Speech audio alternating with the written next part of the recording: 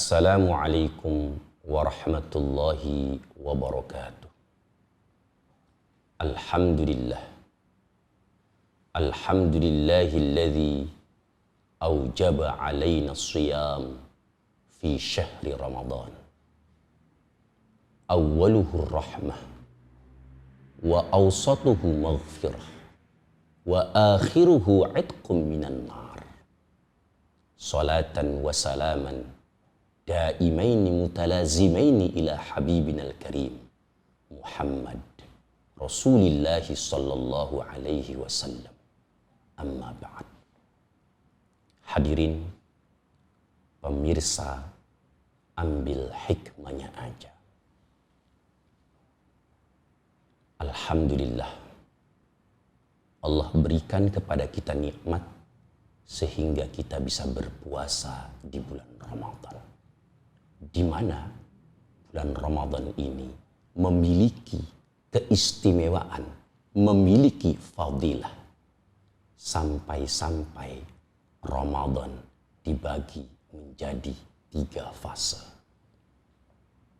Fase yang pertama adalah rahmah. Cinta kasih Allah diturunkan ke muka bumi ini. Fase yang kedua, pertengahannya adalah maghfirah. Umatnya Rasulullah, hambanya Allah, menggapai ampunan dari Allah Subhanahu wa ta'ala. Lalu fase yang ketiga adalah wa akhiruhu itqum minan nar. Sepertiga akhir daripada Ramadan adalah terbebas dari api neraka. Hadis ini termaktub di dalam kitab Sahih Ibnu Huzaimah bab Syu'batul Iman. Namun hadirin yang mulia, hadis ini dinyatakan dhaif, lemah. Kenapa dikatakan dhaif atau lemah? Bermasalah masalah sanadnya, bermasalah perawi hadisnya.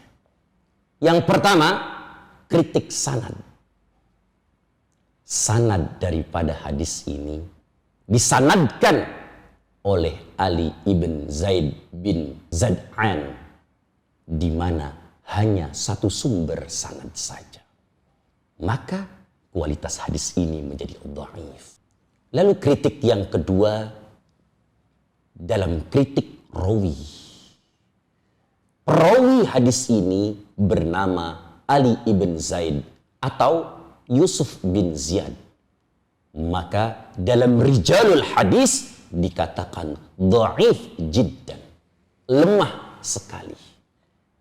Berarti hadis ini masalahnya hanya pada sanad, hanya kepada rawi, tidak kepada matan atau lubbul hadis, isi daripada hadis itu sendiri. Sepertiga awal cinta kasih Allah turun.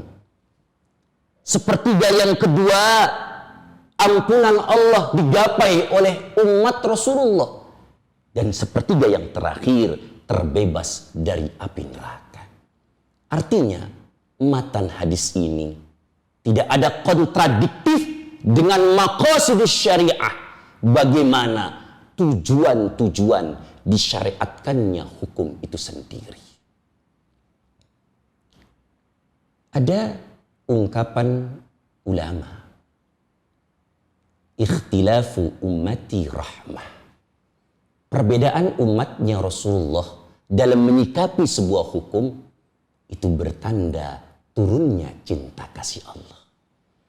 Gimana enggak rahmah di bulan Ramadan ini? Perbedaan menentukan satu Ramadan, satu Syawal. Ada perbedaan di antara mereka, tapi menghadapinya dengan tenang-tenang saja. Salah satu contohnya, Muhammadiyah dan FPI sudah japri ke saya bahwasannya Ramadan tahun ini jatuh pada hari Sabtu.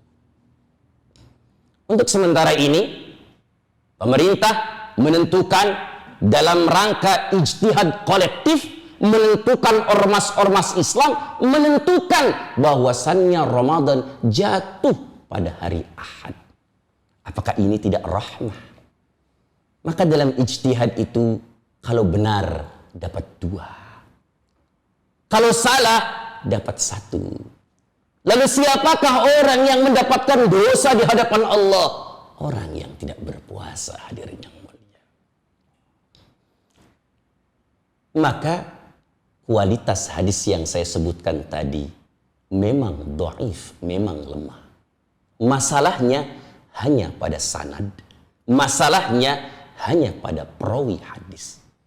Secara redaksi hadis, secara isi hadis tidak ada masalahnya. Karena memang bulan Ramadan itu bulan yang penuh dengan rahmah kasih sayang. Beda dengan hadis yang memang ini bukan hadis. Namanya hadis maudhu', hadis palsu. Ada seorang ulama ditanya sama saudagar kaya dan menyuruh saudagar kaya itu untuk mencetuskan hadis kepada ulama tentang hadis terong, hadirin yang mulia.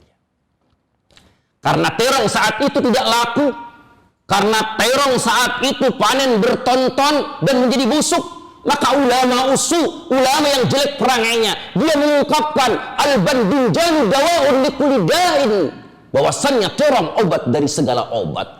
Padahal kalau kebanyakan makan terong bisa lemes, bahkan bisa sering BAB, hadirin yang mulia.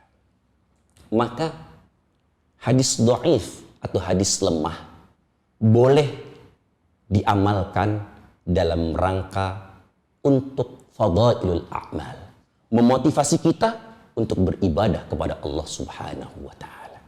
Dengan catatan jangan masuk ranah akidah atau tauhid, dan yang kedua jangan masuk ranah syariah, penetapan hukum. Sebagaimana pendapat dari Dr. Mahmud Tohan dalam kitab Taisir Mustalahul Hadis. Namun respon dari seorang ahli hadis cendekiawan Indonesia yang bernama Profesor Dr. Mustafa Ali Yaqub, beliau mengatakan cukuplah ketika menerangkan tentang keutamaan di bulan Ramadan 2 hadis saja. Pertama, man shoma ramadhana imanan wahtisaban ghufira lahu ma taqaddama min dhanbi, rawahu Muslim. Dan yang kedua, man qama ramadhana imanan wahtisaban ghufira lahu ma taqaddama min dhanbi, rawahu Bukhari dan Muslim. Itu sudah cukup. Siapa orang yang sholat malam, menghidupkan malam, sholat tarawih, sholat tahajud dengan penuh iman dan mengharap ridha dari Allah, maka akan diampuni dosa-dosa yang telah lalu. Dan yang kedua, siapa orang yang berpuasa di bulan Ramadan dengan penuh iman, mengharap ridha dari Allah Subhanahu wa taala, maka akan diampuni dosa-dosa yang telah lalu. Maka dalam tausiah kali ini bisa diambil hikmahnya aja. Yang pertama, Ramadan terbagi menjadi 3 fase. Fase yang pertama, fase cinta kasih Allah. Fase yang kedua, menggapai ampunan Allah. Dan fase yang ketiga, itqum minan nar, terbebas dari api neraka. Mari kita tutup dengan kafaratul majlis. Subhanakallahumma bihamdika asyhadu an la ilaha illa anta astaghfiruka wa atubu ilaik. Wassalamualaikum warahmatullahi wabarakatuh.